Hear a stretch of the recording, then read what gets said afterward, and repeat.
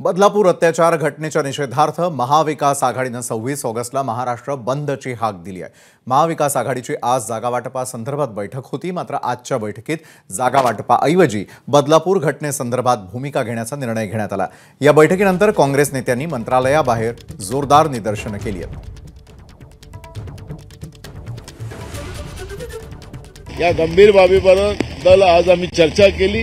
येत्या 24 तारखेला महाराष्ट्र बंदची हाक आम्ही दिलेली आहे।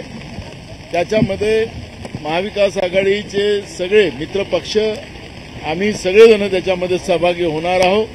याच्यामध्ये शाळा कॉलेजेस असतील, डॉक्टर्स असतील, दुकानदार असतील आणि त्यांचे पालक असतील, शाळेतल्या मुलामुलींचे, ते सगळे याच्यामध्ये सहभागी व्हावेत। एबीपी माझा, उघडा डोळे बघा नीट।